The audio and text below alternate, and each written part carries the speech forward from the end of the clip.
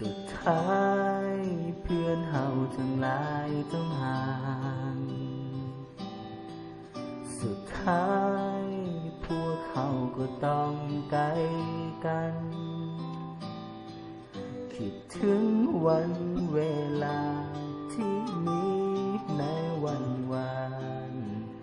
คิดถึงแสนทรมานปวดใจ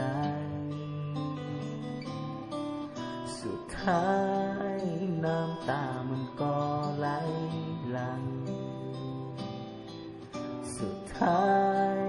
ถึงวันที่เฮาต้องไกลก็เหลือเพียงลายเส้นที่เสียพื้นเก่าๆที่เพื่อนนั้นมอบให้กันรังภาพเทียนคิดขึ้นมาหัวใจบอกหัวเมื่อใดจะได้พบคงต้องมีสักวันจะไล่จากคิดถึงเพื่อนเสมอคิดถึงอยู่ทุกวันสุดท้าย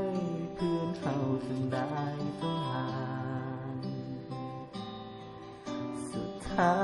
ยพวกเขาก็ต้องไกลกันเก็บภาพในวันวานให้เป็นความทรงจ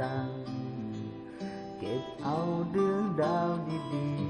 ๆไว้ในใจพร้อมยิ้มในวันวานที่เพื่อนมอบให้กันจะจำทุกวันเวลาไว้ในใจ